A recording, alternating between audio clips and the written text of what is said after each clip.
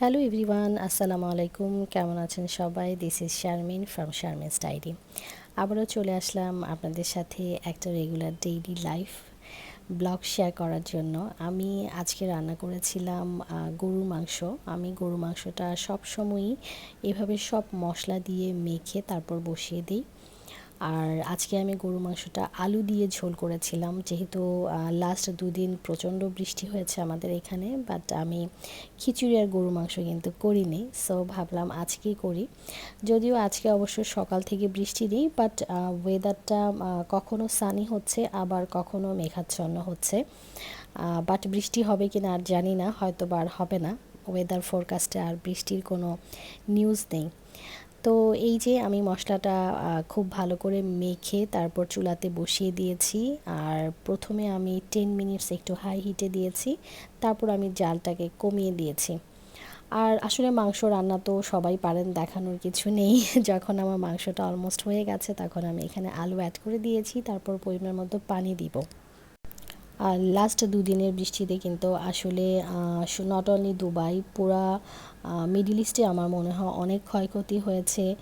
Like বিভিন্ন জায়গায় মানুষ প্যাকড হয়ে গেছে, অনেকের গাড়ি আটকে গেছে রাস্তায়, হাজার হাজার গাড়ি আটকে গেছে, নষ্ট হয়ে গেছে।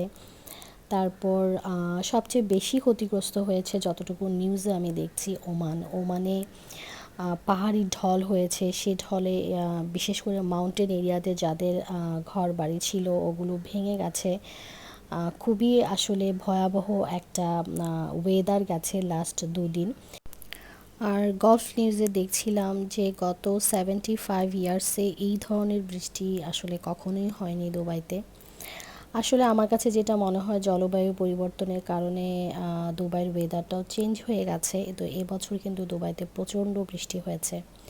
সো এই যে আমার আলু গোশ হয়ে গেছে, কালারটা অনেক সুন্দর আসছে। আর দেন আমি খিচুড়ির জন্য প্রিপারেশন করছি। এখানে আমি নিয়েছি বাসমতি চাল, আর সাথে কিছু মিক্সড ডাল আছে, সেটা আমি অ্যাড করে দিয়েছি। এটা মিক্সড ডালটা আমি এরকমই কিনে নিয়ে এসেছিলাম বাজার থেকে। সো এই তো খিচুড়ি রান্না তো খুবই সহজ। আমি খিচুড়ি আসলে সব কিছু একসাথে মাখিয়ে রান্না করি না, আমি এভাবে আগে মশলাটাকে কষিয়ে নিই, তারপর চালটাকে ভেজে তারপর পরিমাণ মতো পানি দিয়ে দিই। আর আজকে করব ভুনা খিচুড়ি রান্না করব। আর খিচুড়ি আর গরু মাংস আলু দিয়ে ঝোল, এটা কিন্তু মাহানুরের ড্যাডির অনেক পছন্দের একটা খাবার। বৃষ্টি হলেই কিন্তু ও এই খাবারটা পছন্দ করে। আর এই তো এখন আমি এগুলো মশলাগুলো খুব ভালো করে কষিয়ে তারপর আমি ধুয়ে রাখা চাল এবং ডালগুলো দিয়ে খুব ভালো করে ভেজে তারপর এটাতে আমি পরিমাণ মতো পানি দিয়ে দিব। আর আপনাদের সাথে আরেকটা কথা শেয়ার করি, এই বৃষ্টির কারণে কিন্তু মাহানুরের ড্যাডিও কিন্তু প্যাকড হয়ে গেছিলো।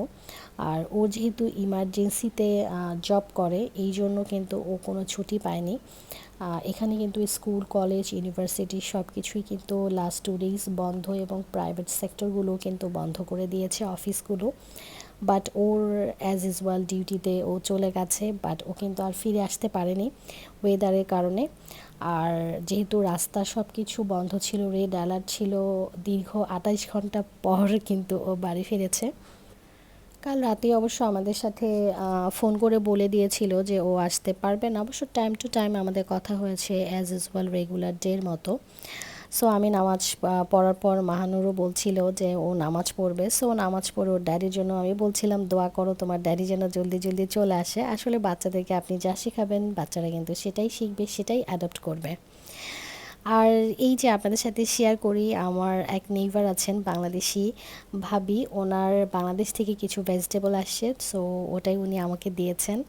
আসলে সবচেয়ে বড় কথা হচ্ছে যে উনি যে আমাকে ভালোবেসে দিয়েছেন, মনে করে দিয়েছেন, এটাই সবচেয়ে বড় কথা। কি দিল সেটা কিন্তু বেশি ইম্পর্টেন্ট না আমার কাছে, যেটা মনে হয়।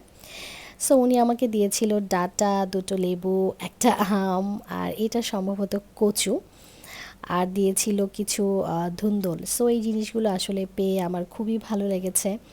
বাংলাদেশের সবজি বলে কথা, তাই না? বাংলাদেশের জিনিসের স্বাদই আলাদা। সো ইনশাল্লাহ আমি এগুলোকে রান্না করে ফেলবো। আর আমটা তো আমি পাওয়ার পর সাথে সাথেই কিন্তু আমি খেয়ে ফেলেছি। আমি আম দেখে আর মানে ওয়েট করিনি। একবার ভেবেছিলাম ডাল দিয়ে আম রান্না করব, তারপর ভাবলাম যে না, দুবাইতে তো অ্যাভেলেবেল আম পাওয়াই যায়। সো দ্যাটস ওয়াই আমি এটাকে এমনি কেটে খেয়ে ফেলেছি লবণ দিয়ে, কাঁচামরিচ দিয়ে, খুবই ভালো লেগেছে।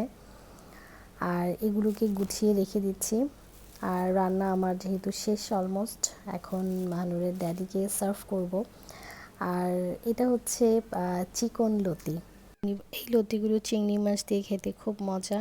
আর একটু ভিডিও ফুটেজ শেয়ার করলাম আপনাদের সাথে মাহানুরের ড্যাডির অফিসে, দ্যাট মিন্স এয়ারপোর্টের একটু ফুটেজ শেয়ার করলাম যে কী পরিমাণ দেখেন একদম ঝোড়ো হাওয়া হচ্ছিল, কি অবস্থার মধ্যে ওরা প্যাকড ছিল সেটা একটু শেয়ার করলাম। এরকম কিন্তু কালকে সারাটা রাত গেছে, পরশু গেছে, এরকম সিচুয়েশন।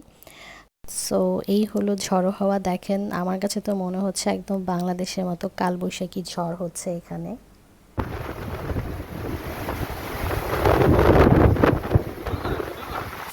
সো যাই হোক, আলহামদুলিল্লাহ শেষ পর্যন্ত বাসায় এসছে একটা লম্বা সময় পর।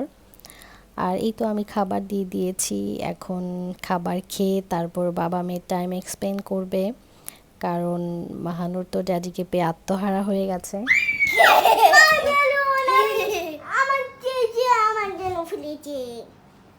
তোমার জন্য ফেলেছে।